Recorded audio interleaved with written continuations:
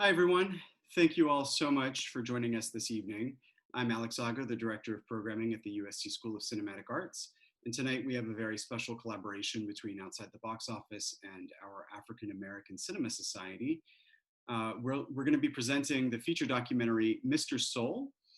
This is going to be a live screening of the film, followed by a live Q&A with writer, director, producer Melissa Haizlip, alongside executive producer Chaz Ebert and Blair Underwood, executive producer as well, and also the voice of Ellis Haizlip in the film, plus he's a Trojan parent.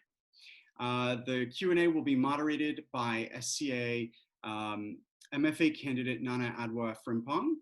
And Mr. Soul opened this past August 28th in over 50 virtual cinemas.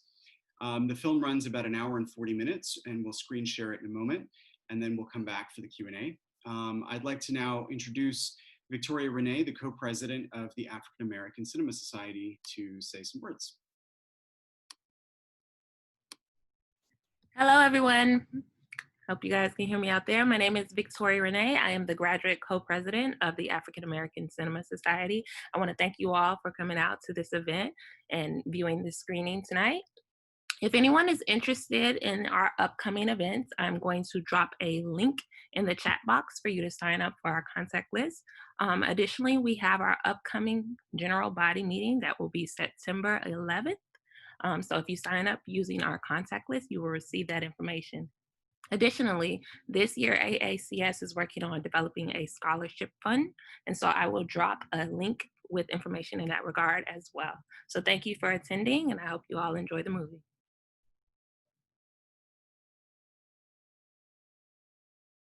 Welcome back. I hope you guys enjoyed that movie as much as I did. I'm very excited to welcome several very special guests to join us tonight. We have the director, writer, producer of the movie, Melissa Haizlip. And we have someone who is currently David Magdale, but in a moment will be Trojan parent Blair Underwood, and executive producer of the movie. I'm going to change it for you. Okay. Unfortunately, just the way that we share the links. I don't know how that happened.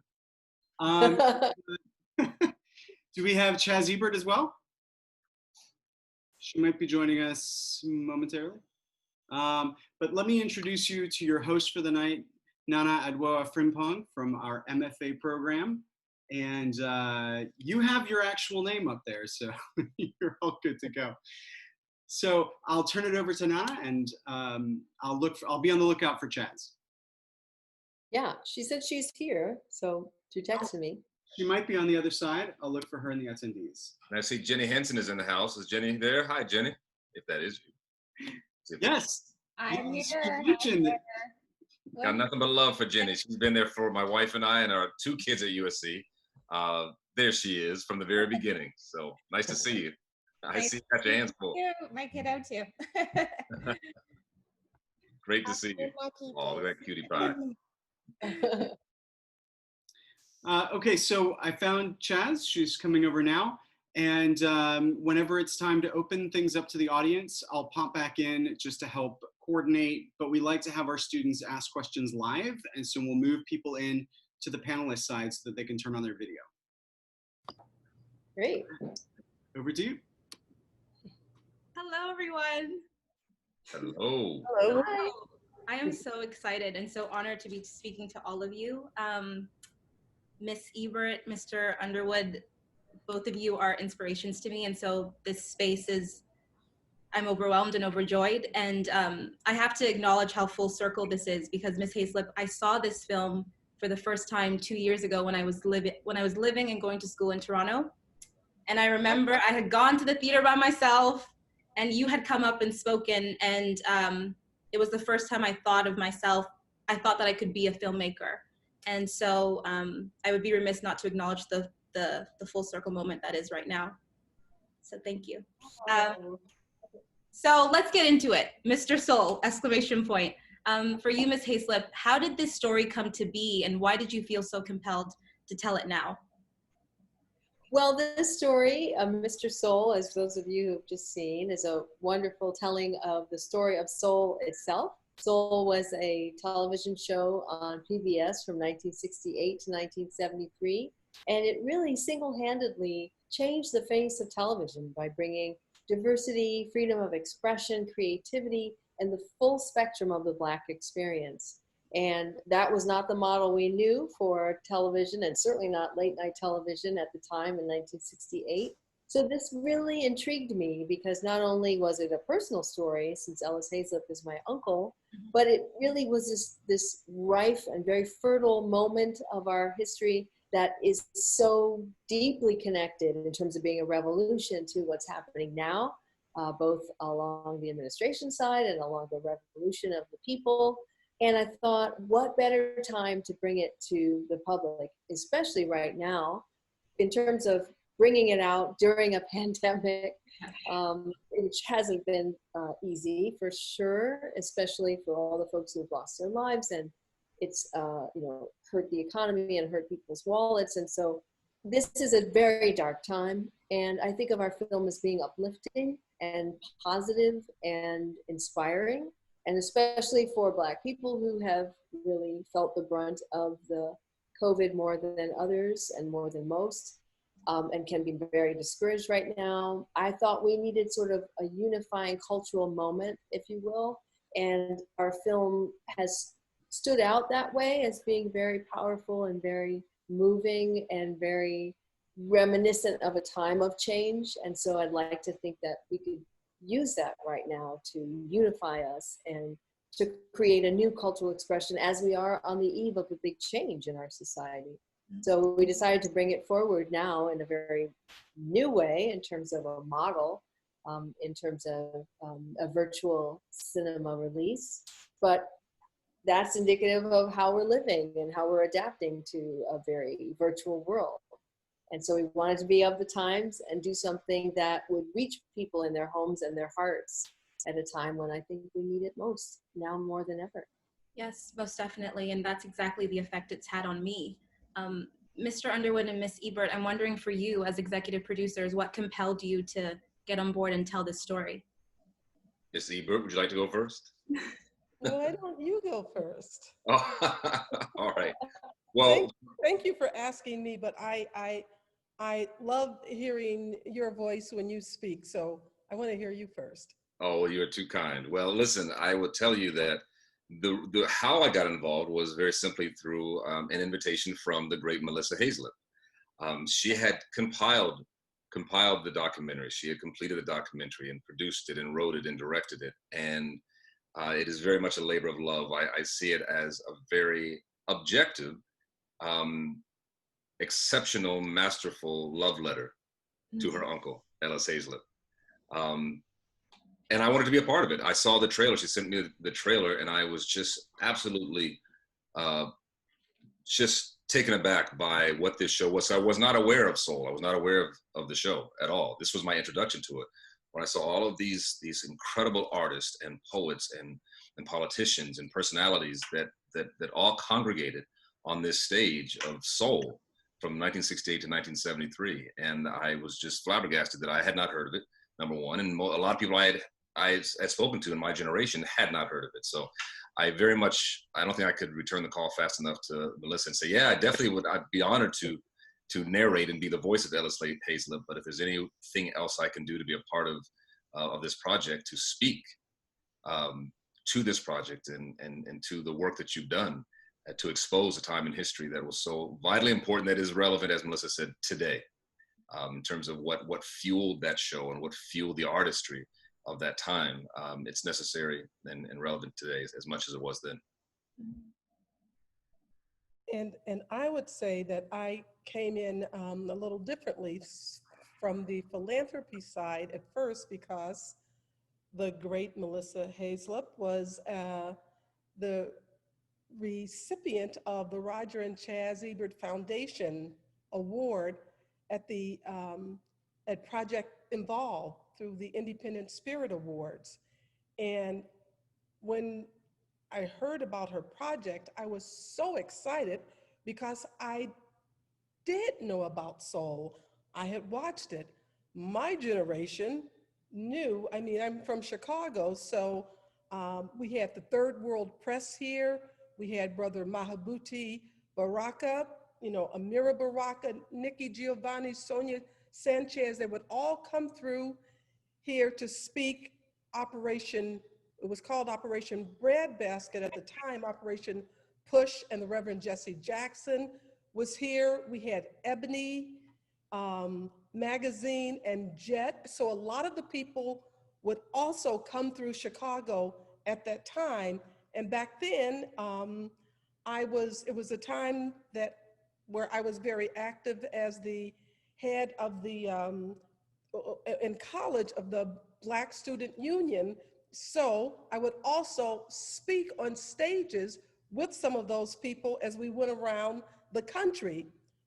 Angela Davis, Shirley Chisholm, and this program meant so much to us. We called him the Black Johnny Carson, but he had there was no other program like this. And when I think of the program today, we just lost Chadwick Boseman, and when you think of the Black Panther movie, you think of it as Afrofuturist. To me, what the people in Wakanda would be watching would be soul. That's their entertainment. All of these people, the poets, the dancers, just everybody mixing it up. That's what people in Wakanda would be watching. So I get so excited every time I see this movie, and I think it's just a masterpiece of history.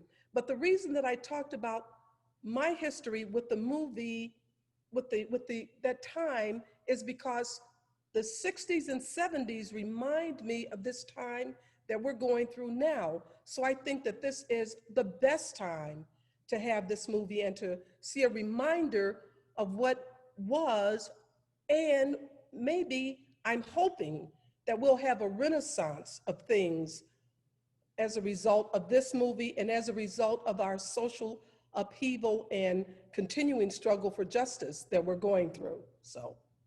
Yes, most definitely. And Ms. Ebert, your response is exactly why, when I was watching the film, I was thinking, Ms. Haizlip, how did you decide on what story to tell? Because there are so many stories that you could have so many avenues you could have entered this piece through. So how did you know what to keep and what to leave behind? That was a very, very tricky, what's a good way? Well, it was just a very hard thing to decide. It was just, every decision was critical. And it was a journey that we were on from the beginning. We knew that we had 3 basic stories to tell. And for all you filmmakers out there and students of film, I know there are many, of course, in the cinematic arts department, you know about the idea of building out your timelines and of exploring the various stories that you will tell. For us, we had 3 stories to tell. Initially, we were thinking it was really the biography of the man and the biography of the show. And could we marry those 2 together? But then we realized it's really 3, because the first storyline, A, is the story of soul from A to Z, 1968 to 1973. And all those beautiful performances and incredibly political moments and dynamic journey from a show that started out independent and ended up being broadcast nationally. So you have that storyline. Then you have storyline B, which is the story of Ellis Haizlip. So not cradle to grave, because we're not doing a full biography, but what are those 5 years, and how can we drop in on that 5-year span, and how does his character imprint upon the show and make it unique? And then we have storyline C, which is the zeitgeist. What's happening in the nation that would inform or create an opportunity for something like Soul to exist?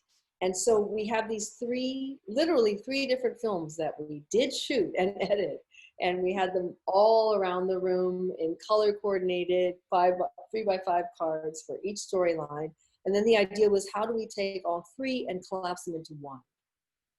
And how do we find the salient moments of each moment in the film and the story that matches up the zeitgeist with the story of Ellis, with the story of Soul? And so that was our experiment in a way, and it was really our our MO, because if it didn't line up and we didn't have the best show and the best moment of his life and the best moment to illustrate the nation and the crisis we were in, then it didn't earn its way in.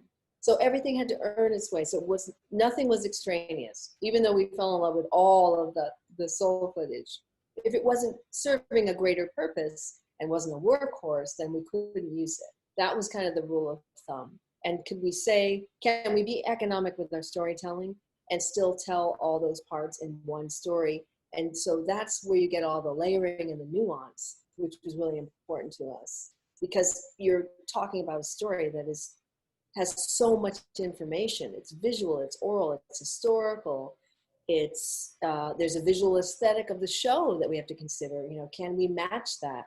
Can we create something filmic and cinematic and telegenic that's just as innovative as the Soul show was in 1970? Because here we are now in 2020, or in our case, the last 10 years it took to make the film. And what are the varying changes in filmmaking, and how will we make it look, and what will we shoot on that will be commensurate with something that was beautiful back then? Because we knew we had to drop in this footage, and we had to know that we earned it, that we deserved that footage, and we were creating a film around it that would be equally as powerful, as innovative, as visually stimulating, and culturally and historically accurate. Mm-hmm. So that it was a lot of decisions to make. Nana, can I say something real quick? Yes, please. Yeah, so I know usually at the end of interviews like this, we talk about where can you see it, and you kind of just do the call to action.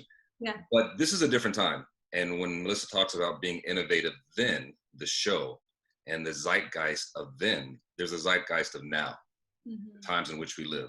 And I'm so impressed with what Melissa has been able to do, and this might be something good for your students to hear, for you all to hear, just about how this process of this virtual cinema premiere is happening, and this eventive, and how that's working, and the drive-in theaters and the 70 theaters. Because I know Melissa and I have been doing interviews all week long, and I went on the website finally last night. I said, this is really phenomenal, just how we're forced to be innovative right now, and how we not only create our films, but how do you get it out to the masses?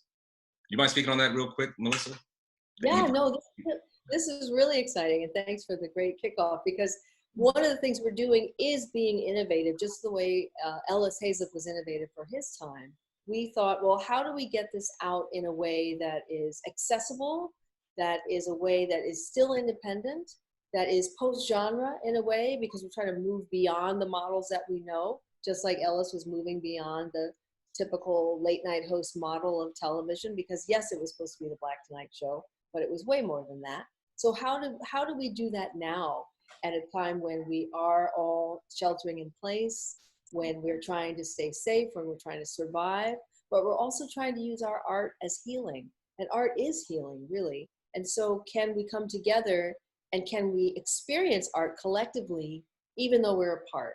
And that is the beauty of art, I think, that it touches each of us individually, but we experience it together universally, and it is universal. So we thought, well, what's the most important thing right now? The brick and mortar cinemas are closed. That started early on, and suddenly all the film festivals were being canceled. Filmmakers didn't have an outlet. And we thought, but that doesn't mean we have to be canceled. We live in cancel culture right now. But you can't cancel art, and you can't cancel truth. And those were the two things we had. So we decided, okay, for visibility, why don't we find a way to partner with the type of theaters that would show a film like this? So that would be an independent cinema, or an independent cinema organization, or a foundation, or a museum, that kind of thing. And we started out with 3. And we chose the Laemmle in Los Angeles. Yay, Laemmle. It's a great cinematic partner, because they would show a film like Soul. And we chose the Maysles Documentary Center in New York, because they're fantastic, in Harlem. And it branched out from there. And suddenly we started with 3, and we now have over 70. And the point is to find a way to support those theaters. We said, well, if we make a long list, people can go on the list and say, oh, that's my favorite cinema. I'd love to go there. Or I want my money to go to that theater. Or maybe I want to go to a drive-in and be socially distancing in my car, but still supporting. So in doing so and giving people all these options to just find a theater that they love, on the one hand, they're supporting that cinema while they're experiencing the pandemic. And they're also supporting independent filmmakers. And most importantly, they're supporting Black filmmakers and Black film. And, you know, I know that I'm one of 3 Black women who have a film out this year. And that's incredible. So of course I've got to get this film seen, you know, by any means necessary. But what we're doing is we're putting it back in the hands of the people. And you get to choose and feel good about the cinema you're choosing. And we are creating this to get alone together kind of movement, which is a workaround, yes. But honestly, I would never have dreamed that the film would be in 70+ theaters, you know, and self-distributed, because that's something that's usually very expensive and very costly, and usually is taken on by a large distributor. But we didn't want to wait. And, you know, David Magdale, shout out to David out there, we had a talk about it, and we said, everyone's going to look back on this time and say, oh, how did you get through it? What were you feeling? How did you feel? And we said, no, the question is, what did you do? Yeah. What did you do? What did you do? Were you out there in the streets? You know, were you championing for Breonna Taylor and George Floyd, Black Lives Matter? Were you rioting, or were you uprising, whatever you want to call it? Were you pushing back? Could you make a difference? Were you at home? Were you a laptop activist? You know, or were you creating art in spite of? And I think about all that Ellis achieved in spite of the lack of diversity in television, the lack of opportunity for Blacks, coming off the heels of the civil rights movement. Our in spite of is something else that's limiting us. But like I said before, we don't have to cancel art, and we can't cancel a culture, because the arts will save us. On this note of what did you do, as I watched the film, I kept thinking of, well, first of all, the clear parallels between 1968, when the film begins, and of course 2020. And the film also made me think about tradition, the tradition of Black folks that I've known, people in my own family, of speaking life into what has yet to be seen and prophesizing a way forward, because we haven't seen that. And in the film, Ellis Haizlip even says, you know, we had to reimagine ourselves on this American landscape. So I'm wondering, for all of you, what does this continuation, this reimagination look like for people like me in film school, for poets, for artists today? I want to say that I'm hoping that there will be an explosion of creativity, because from the marches and all of the struggle for justice in the 60s and the 70s really brought forth a lot of the poets and the dancers and the politicians and teachers and doctors and lawyers within the African American community. And I'm hoping that we'll see more filmmakers like Melissa and Blair. I want to see him all over, everywhere, again, sort of leading the way for the next generation of our creative artists. But I also want to see our new generation of politicians. And I'm hopeful, you know, even though, you know, people are saying 2020 and it has been a doozy of a year, because in my lifetime, I never thought that you could see something that caused the whole world to stop. And that it's a virus that went viral is just really, it's mind blowing. And I'm thinking, if something like a virus can go viral and stop the whole world, why can't a concept like love and equality become something that goes viral? And really, you know, it was after the death of the murder of George Floyd caught the world's attention. I'm really thinking that what Melissa is doing with this film will catch the attention of the world. Amen and amen. That's what I got to say to that. No, you know, when you talk about 1968, which was one of the most volatile years in American history, there's no accident that this show was born out of that moment in that time. I remember when 9/11 happened, when those towers came down and everybody was just in a state of shock and depression and trying to figure out where do we go from here. I was talking to a very dear friend of mine who's an artist, and she said, you know, right now we just need, as artists, we need to be silent and absorb it, because it will be incumbent upon us to project it forward. It will be incumbent upon us to translate what people are feeling and propel it and perform it. And that's what I think. I feel the same way that Chaz does. I hope this will be an explosion, and I know it will be actually. It will be an explosion of artistic expression. And I think, like the 60s, the late 60s especially, you'll have a worldwide audience ready to receive it and hear different perspectives and try to understand with an empathetic ear, you know, where other people are coming from. You'll always have resistance, forget that. There are always gonna be haters, forget that.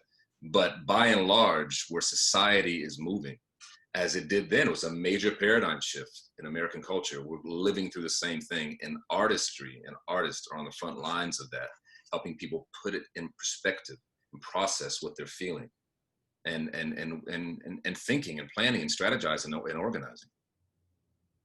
I think it's also an opening for Black people and Black creatives especially, because we are on the eve of a great racial reckoning. And this is the moment, you know, this is an inflection point, and the choices we make now will really impact the future, and we know that.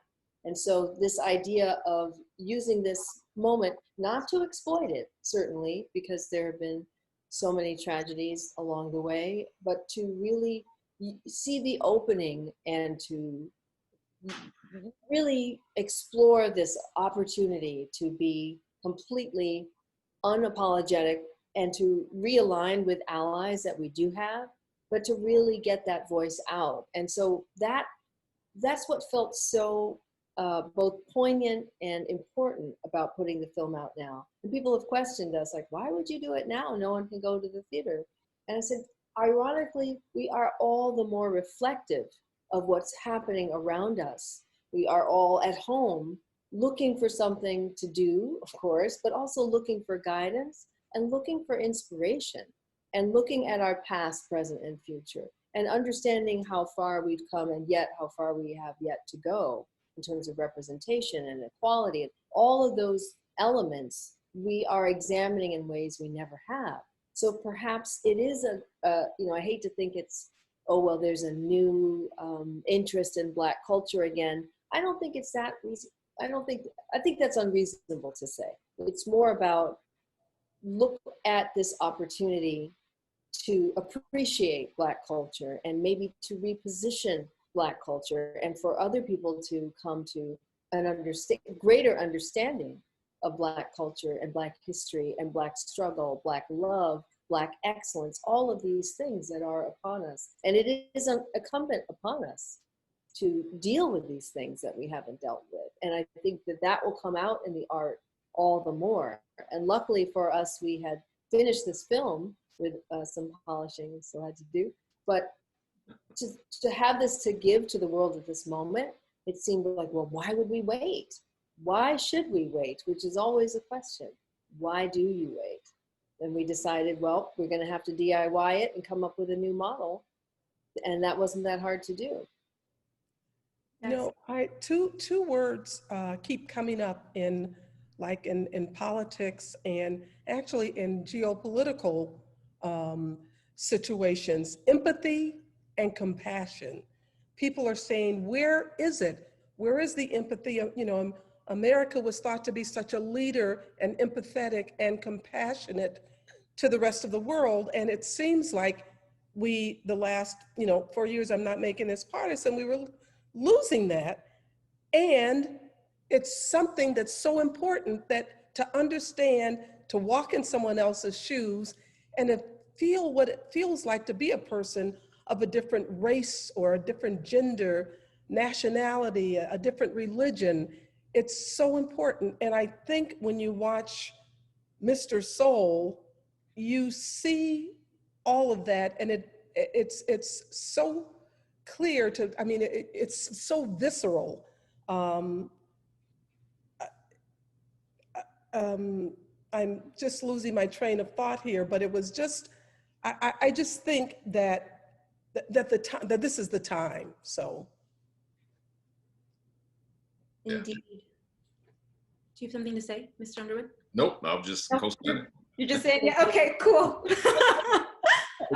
Co-signing. Yes, I do too, indeed, because I watched the first episode of Soul on Amazon, and I was so impressed by the time and the space creation, because sometimes when you watch most times when you watch late night shows now, they're very fast. But what I found about Soul was it took its time to give artists the space to sing, to talk, to feel. And that was all because of this man, Ellis Haizlip. And so to that, Mr. Underwood, my question for you, you inhabited the literal voice of Ellis in the film. And I had heard an interview with Miss Haizlip where she said that she wanted you because of the rich timbre to your voice. So I'm wondering for you, what were you thinking about and considering when it came to inhabiting him in this film? Don't mess it up. That's what I was thinking about. Don't mess it up. Listen, you know, when you're working with somebody and if there's a personal connection like Melissa and her uncle, you don't want to mess it up. But you know, from that perspective, I just wanted to listen to my director, and for me, the approach was not to imitate Ellis Haizlip, but to give a suggestion towards his tone and his tenor. I mean, it was a little more high pitched than mine, so it didn't really have the timbre necessarily, but it was just more in line with how he spoke, which is more fluid and more melodic. More ethereal, actually. And also the way Melissa directed me was she wanted me to be the thoughts inside of his head. So instead of an objective narrator, this is what happened next, it's his thoughts as he's pondering and pining and thinking. And I believe, Melissa, right? Most of these, I think all of these lines are out of interviews he gave, or these are his actual words. Yeah. Yeah, every single word he spoke was a word that he had written or spoken, or so I pulled things from all the Black magazines, because he definitely had a way of speaking to the Black press that was different than, say, the white press or the other press, the regular press. So, from Ebony, Jet, Essence, any type of magazine that was speaking to the people, the Black press especially, from his journals, from interviews, from clips, anything I could find. And what was really surprising about him is that he had a manifesto. He was constantly talking about his, the impetus for his work and what he believed in, and what Black people needed. And he was very, very expressive in that way. And so it was easy. The hard part was deciding, okay, let's write this script based on this trajectory of the story we're telling, and try to put this man in the front of his own story. And that was what was so important about having Blair, and having Blair inhabit this character, is because so often when someone who is deceased is the lead of the lead character, that person doesn't have agency. Somehow the storytelling talks about, oh, he did this and he said that, and you're talking about the person instead of having that person out front in their own narrative. And that was really key, because Ellis Haizlip has been pushed to the back before as a queer man of color, and that whole idea of erasure of who he was, that was something we had to overcome. And we also wanted him, you don't often hear the concepts and the ideas that Black men have had, with the exception of literary icons such as, James Baldwin, Ralph Ellison, and the certain photography that evoked the period as well, James Van Der Zee and Gordon Parks, you painting it visually. But how rare is it to hear the interiority of a Black man and his thought process and his thought processes around why he was doing what he was doing, and the fact that it was built on an important credo or manifesto about the expression of Black people and the liberation of Black people. through their art and through truth. And so getting behind what he was saying was just as important. And this idea of Blair and really embodying that character gave him more life and made it so much easier to fall in love with him. So thank you. You know what? And it made the move, it gave the whole film an immediacy that it wouldn't have had otherwise. I did not know the background of that's how you two collaborated so well, and that the thought process of that you of not just saying he did this and he did that. I loved it. It really gives the whole film a totally different feel. That was brilliant. And the other thing too is we were creating these vignettes where you had sort of an oral experience and a visual experience. Oral meaning oral, AUR. And that was really important because we also had to create all the vignettes and the voiceovers and the words, because words were so important, and putting his words out in the world as declarations. That was the only power that he had, to say, Black is beautiful. Black is a priority. We don't have to integrate our show. We're already integrating the network. Everything he said, you know, there's a conspiracy to take all Black shows off the network. That was a truth that he was living. So we had to make sure that all of that was in there. And also we created like a unifying graphic aesthetic so that you could see and you would hear with a sound design, like a sound that would take you inside Ellis's mind. And so you knew, okay, that's Ellis speaking. Now we're getting another perspective about this moment in time in the story. This is what he was thinking. This is what he did. And so that was really important visually as well, to have this sort of unifying graphic aesthetic throughout the film that would pull all these disparate elements together. Because remember, we're dealing with shooting in 5K, you know, this brand new footage, which is gorgeous. Cinematic folks, you know what I mean? You know, 2 cameras, 2 red packages, 12-foot Dana Dolly. Like, we really went for it to have a cinematic vibe and look. But you're also dealing with this old footage, you know, on beta and just crazy video cassettes. You're also dealing with a massive amount of archival. So what's going to pull all that together so that people don't feel schizophrenic almost while they're watching it? So we had to create this sort of unifying graphic aesthetic, and then the voice of Blair also unifying the story, so that you kept going back into the rhythm and going, okay, I'm well taken care of in this story. I know what's happening. And it was challenging because it was not, it was a new idea. It was not something that had been done before. And it was a little risky. But, you know, Blair is an excellent voiceover artist as well. That's another reason I chose him. You know, he plays the role of Maku. Oh, shoot. I had to bring it up. There's a new version of the Lion King called the Lion Guard. Oh, that's hilarious. And he plays a crocodile, right? Yeah, yeah. Yeah, a crocodile. When I first heard that, and I heard him embodying a character, although it was a Disney show, you know, I thought, wow, he is just, I've lost Blair. I don't know who Blair is, but I hear this character. And that was important to me, to know that he could lose himself in this character.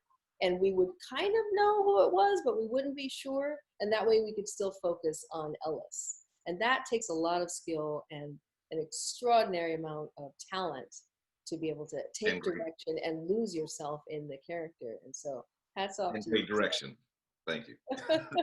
Well, don't take your hat off, but hats off. Yeah, I don't want to scare you. See that? For the sun is gone. I'm turning the lights on here. Excuse me a second. Before we open it up to everybody, I have a final question for you, Ms. Haizlip, because Ellis was so many things, right? He was a waymaker, he was a producer, an Afrofuturist, but he was also a feminist. Yes. And you took time to make space to talk about the ways that he championed Black women. And I'd just like you to speak to why you felt so compelled to do that and reserve a space specifically for that conversation. This was really key. And I always knew Ellis was a feminist. And I think it's important to share that, because this was a moment of change. It was the women's movement, the suffragist movement. It was all sort of converging at that time. But Black women were left out of that story. And even to some degree, they still are left out of this idea of feminism, and it can be very divided at times. We saw that at the Women's March, and I'm hoping we're moving past that, but it does exist. And so this notion that Ellis knew that there were always Black women doing interesting things during interesting times, and that he wanted to empower them, not just because of the women's movement and women's liberation, but because they deserved it, and because he knew that Black women have always been behind every movement, whether it's the civil rights movement or the suffragist movement, or they've always been right there. And the idea of erasure is so unfortunately prevalent in the national narrative of Black women, and it's time to put ourselves back into the narrative. For those of you who like Hamilton, that's really very key. And I was so taken by Ellis's ability to not only elevate the stories of Black women and the talent, but to put them in positions of power. The very first African-American woman who was an associate producer anywhere in television was on Soul. The fact that he had so many women of color running things on Soul was ahead of its time. But it wasn't unusual for him. He had been raised by strong Black women, and I believe losing his own mother at a young age really impacted him, and he loved her dearly, and he replaced that love, that vast love, towards other women. And it's also important to show because he was also gay, as we know, and I think he believed that, sexuality is fluid. And so there were elements of him that were surprising, but it was important to show that he could empower Black women and give them a space and a platform, because not only was Soul a vehicle for African-American artistry, but it was a platform for political expression and the fight for social justice. And that was not a television model we knew, and certainly not a place for Black women. To take Nikki Giovanni and fly her to London so she could interview James Baldwin, that could have been Ellis because he was the host of the show. But he said, no, it's going to be you, Nikki. And we just got to speak to her last night in our kickback, virtual talkback. And there was the new generation of Soul, I like to say, Amanda Seales is our host, in conversation with Nikki Giovanni. And Amanda had posted a clip from that episode on her Instagram, by the way, and it went viral with over 500,000 people posting and reposting and liking. Lena Waithe reposted, and For Harriet and Essence and all these Black female, Black women pages. And to see them talking now, one who's the mentor and one who's the up and coming, rising star, it just reminded me of that same kind of dynamic between James Baldwin and Nikki Giovanni, and how Ellis was always seeing, as an Afrofuturist, always seeing the betterment for women, and knew that they had a lot to say, and that they had a poetry and a voice, and that they were bad, as Sonia Sanchez says, but that was not unusual, and that was not precious. And there are very few people doing that to this day. I think Ava DuVernay is one of the few and only women who's amplifying women's voices and saying, it's not special, it should just happen all the time. That all the women direct on Queen Sugar is no accident. But why shouldn't that be normal is what we're saying. And so with Ellis, it was, well, why shouldn't I have Black women running my show? That should be normal. And so he was subtly changing both the perception of women in culture and restoring. I think of it as like a cultural corrective. That's what Soul was. He was constantly correcting the narrative and saying, yes, Black women have a voice, and yes, they can be in charge, and yes, they're fierce, gorgeous, and excellent. And that's always been the case. I have nothing to prove, let me just show it to you. And that was something new, not having something to prove or justify, that Black culture just is. Yes. Amen. You got me on a roll now. Amen. Yeah, I feel so grateful to have been able to seen the film twice now and speak to all of you. It's been such an inspiring 40 minutes, but I would like to open it up to everybody else to get the chance to speak to you all directly. So Alex, whenever you're ready. Absolutely. We're going to welcome over Nirali Thakar. who's, I believe, one of our MFA students. And just give me a second to move Nurali over.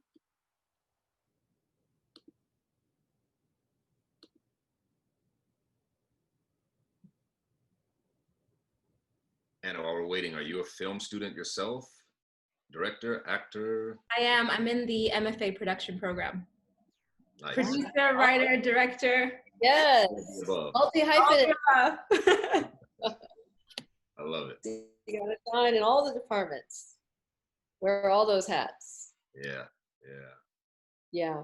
You know, we have a member of our team who is also on the faculty at USC. I want to give a shout out to our amazing producer, Doug Blush. Any of Doug's students out there? He's been a really important part of our team, and I know he's watching tonight, so we got to say hi to Doug and to all his students and all his faculty. It was so exciting to be able to work with him on this project too, and his unique vision, especially after he won the Oscar for 20 Feet from Stardom, and that happened to be my favorite movie. So it's so great to have Doug on our team.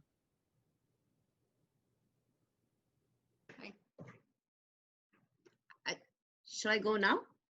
Yep, you're on with us. Yeah. It's such a beautiful film. I graduated from film school 14 years ago, and your film is extremely inspiring. I wanted to find out more about, I'm like in a dormant stage of my creativity. So I'm using your film as a way to get me excited about filmmaking back again. Nice. So I wanted to ask you more about the producery aspect of this. Like, how long did it take you, and how did you go about it? Yeah, it took an unusually long time, mostly because we decided to mirror the provenance of the Soul show, which was by Black people for Black people, but built on grants and public money because it came down from the Corporation for Public Broadcasting and the Ford Foundation. So we said, well, how can we be true and sort of take that trajectory and have public funding? And so there's no hit, we're completely transparent, and we built this film on grants. That's highly unusual nowadays because it takes a lot of grants to make a big budget. But that was very important to us, that we not belong to anyone, that we are not part of a studio, that we're purely independent. And so we set out to raise funds that way. And we also did some crowdfunding, of course. This was very, very challenging because grants have their own cycle. But it was very important to us to stay that transparent and to have that type of funding that would then help us connect to a public broadcasting arm, or a public broadcasting station. This was very important. And so there are a lot of things to think about when you're producing, and it depends on the type of producer you may be, a creative producer or a financial producer. But you're really in charge of pulling all the elements together. And for me, I wore a lot of hats as producer, director, and writer. And we had a small team, but a really dedicated team. And the important thing was to surround yourself with the same type of people that you want to spend a lot of time with, but also people who had your vision at heart and your best intentions at heart, and that you would share the same vision for the project. That's the key, to always know that you're going to keep your eyes on the prize and you're going to create a project that will mean something in the world when you do bring it to the world, but also that you have the right people invested in it and the right energy around it. That's really key. So that was always at the forefront of our decision making. Wow, thank you. Thank you. Okay, I'm going to move over Tracy McGregor.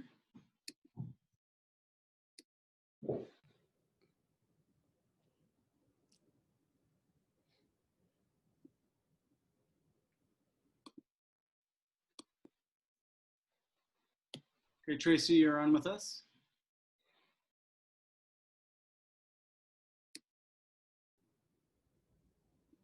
You just have to unmute yourself, and if you'd like, turn on your video. Hey. Hey. I'm one of those older students. I went back to school like 2 years ago to study documentary storytelling. And I started over at Edinburgh because my background is in journalism. But of course, I ended up over at the School of Cinematic Arts. And it was Doug Blush who gave me my legs back. I did not know you know, I had lost my confidence in my ability to, you know, tell stories of depth. You know, I come into this, you know, from a journalistic place, you know, words, and moving into a space where I'm dealing with sound and vision was completely disorienting to me. And, you know, I'm where I am now, honestly, because of Doug. You know, his kindness, his ability to really find the beauty in every story, even if it's underdeveloped, you know.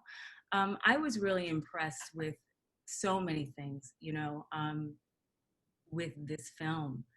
Uh, you know, I'm dealing with a story right now that is not similar in any way, but I am dealing with archival footage. I'm dealing with a lot of janky footage that I shot myself, images, and, you know, I'm doing everything myself and trying to figure out how to make everything work. But one thing that you said, Melissa, that struck me was just the use of sound, you know, and how important sound is. And that's what struck me in the film.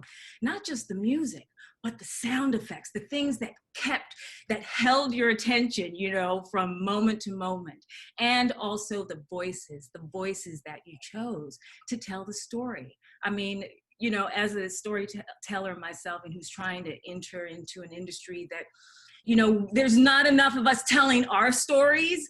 It was so empowering. And even this panel, it's like, yo, this is us, you know, and unrivaled. And it is so empowering for me, you know, again, as an elder trying to bust up in the, you know, I'm blown. Thank you. I'm inspired. No questions? I think that's a question. I think well, I'm going to answer it. Thank you. And I want to encourage you to find the story you want to tell, because you do have it. Sometimes the story evolves over time, and your needs to tell it evolve over time. Your needs around it develop over time. But the story, that kernel, that seed, that truth, that's yours, you know, and nobody can take that story. And we are living at a time of misappropriation and appropriation culturally, historically, and it's really time to fight back. And the importance of people of color, Black, brown, all of us, men and women, non-binary folks, LGBTQ folks, all the entire spectrum, our stories matter now more than ever.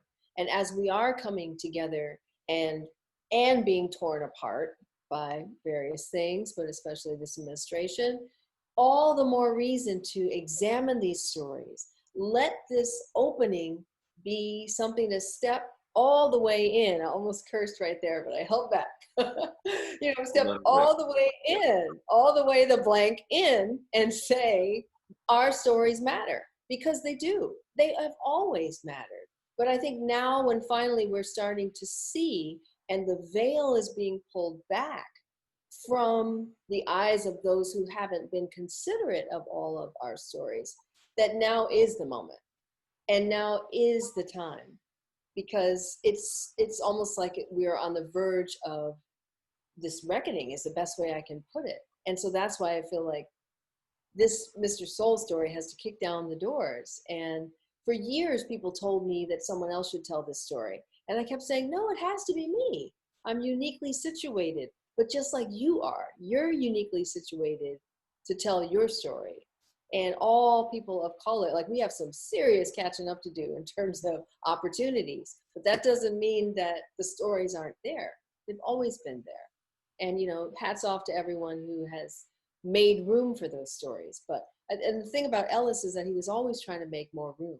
I think he was trying to make more room for women, more room for poetry, more room in the spaces that wouldn't give him room, you know, taking up space and not asking for it, moving into Lincoln Center and saying he was going to give, you know, vibration so strong and so mean, they'll never forget that Black people were here, the way we inhabit space. And that is a freedom and a liberation we fought very hard for, and our ancestors fought very hard for. And we have to, like, really remember that as we stand in our truth. And our stories matter now really more than ever.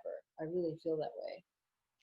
And another thing, I would say, as far as voices are concerned, you know, they used to say that either between Morgan Freeman and James Earl Jones, they narrated or told everything. Now we have to add Blair Underwood to that. I think that, like I say, it's just today, really, I knew that there was something that took me to a different place in this movie besides everything, all of the fabulous acts and all of the, you know, and the courage of your uncle for sitting there and talking about homosexuality with Minister Farrakhan. That took some bravery at that time. But then when you talked about how you and Blair worked on and why you made the choice that you made in the narration, it just all clicked for me. Why, when I'm watching it, it doesn't have a dated feel. It feels so now, right, even though things took place a long time ago. Oh, so. Chaz, thank you. Tracy, I wanted to just encourage you. You have that fire and that passion. I wanted to shut up because I wanted you to hear from Melissa and Chaz, but I just want to encourage you when you speak of the sound, which is speaking of a sound design. Yeah. It's one of the things I love the most. I love acting. I love directing. I love principal photography, but there's nothing like post-production because you got the cake, you got the story. And in this case, in compiling a documentary, you have all the elements together. Now the sweetening comes in. And to me, sound design is one of the most important things to do because if you can tell 1,000,001 different stories by the sound design alone with the same elements in front of you that are edited together. So I'm glad that you kind of keyed into that today and what Melissa was sharing with you. Yeah, and I'm so glad because we did a completely new sound design for this version of the film, this theatrical version. And one of the challenges was to restore to the archival that feeling of being in the room. And so, you know, sometimes we sort of acquiesce to the fact that, okay, it's janky footage, right, from 1968. It was in a room that wasn't balanced properly. It's gonna sound like a whole bunch of tin cans on the floor. And we decided this time, no, it's not.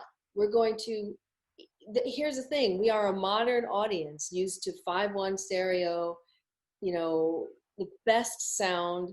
Why don't we mix it so that it sounds fantastic? Even though it's a Valentine to 1968 through 73, it can still sound fantastic. And so we've tweaked the sound to really make it amazing and to highlight a lot of the sound design. And what are those sounds that take you into Ellis's head that let you know that here comes Blair as Ellis, you know, taking us along that interior journey. What does that sound like? What does talking in your head sound like? And how can we telegraph that to the audience so that they know automatically? You know, all those tricks do come from really good sound design. Even if you're taking someone from seeing what they think they're seeing and then it becomes something else, that's sound design too. You know, so this one scene when we are actually sneaking in as an editor, the sound of the next musical selection, we're in a different scene right now, but it's the same musical selection, but it's sounding different so that you think you're in the church and then it turns out you're actually in a scene from Soul in the next moment, and knowing how the religion and the underlying spirituality that Ellis Haizlip was experiencing in the church then shows up with Billy Preston and the God Squad. So that's just a subtle shift in the scene that makes you realize, oh wait, that's not the music from the church, that's the music from the future. And that's a decision we made about how to design the sound. So a lot of things like that are very key. And we are a people that love music. And for us, especially Black people, you know, one of my favorite lines that Blair says so perfectly is that R&B forms the floor for Black pride. And it's just an incredible assertion. And it's so true. And when I saw that one day in the middle of an article, I think it was Ebony magazine, I thought, how does he come up with these things? They're like these little gems of wisdom. that are so true. And that's when I thought, well, of course. And so that's why the music in the film is like another character, a character that evolves over the journey of Black people. It represents Black people. So then you have to approach the music differently too, and how you place it and how it sounds. So yeah, it's all tied in together, and every decision you make is very specific. I could tell that. And my last comment is that when I came into this filmmaking space, I learned how to see and hear differently. You know, it was like learning how to see, you know, for the first time, and learning how to hear. You know, I have a small child too, so I spend a lot of time blocking sound out. So, you know, opening up my ears again. It's been an amazing journey, and I'm still at the very beginning, but I'm so deeply inspired in this moment. Thank you. And Alex, you killing it right now. Thank you. I mean, I didn't make this amazing movie, but thanks, Chris. Thanks, Tracy. We have one more question, and it was, are episodes of Soul available? Yes, the good news is there are a couple of places where you can see them. For all you Amazon Prime members, a miracle has happened. There are about 24 episodes. They're calling it a season, but it's not. It's actually lots of episodes from different seasons, but they're mashed up together on Amazon Prime. You can just look at Soul, you know, search Soul there. Also Shout Factory TV, which has a lot of retro television series, a lot of feel-good series from the 60s and 70s. They have a significant archive as well. If you happen to be a PBS member, PBS Passport, which is the paywall that they put up, but if you are a member or subscriber of PBS, you can watch it there. And there are a number of others too. There's a bunch of episodes on YouTube that you can find. But I'm really hoping that the film, which is really just like a gateway drug to the incredible archive, I'm hoping that it will wake people up to this wonderful thing and reinvigorate a conversation that may allow us to bring soul back. Because I really think that it shouldn't be in the vault. I think it should be accessible to everyone, and not just for research purposes, because it really just represents our culture, and it's really a time capsule, and it's really a love letter to Black culture. Agreed. Thank you all so much for joining us this evening. I appreciate your time and your answers, and how willing you were to speak and give honor and grace to an amazing man and the legacy he left behind. So thank you, thank you. Thank you. We appreciate you. Yes, Making this Yeah, thank you for having us and for celebrating Black filmmaking, Black filmmakers, Black producers. Chaz, you are a legend, and your husband was a legend, and so there's a lot of legacy holders right here in this chat, and thank you all for being a part of this, and everything you do is inspiring to me. Thank you, Melissa. Thank you. Thank you.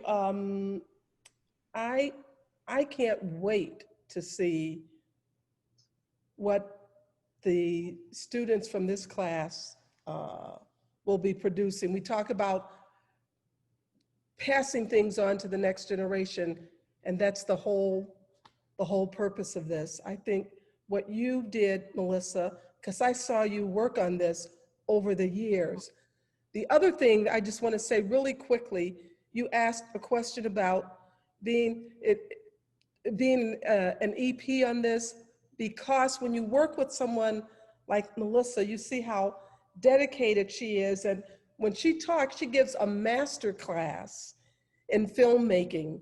She studies really hard. She works so hard. She's so persistent, and she just doesn't give up. And she's so creative and so dedicated. I just, you know, I'm just in awe of her, so. Well, ditto to that. Melissa, when did you start this process for Soul?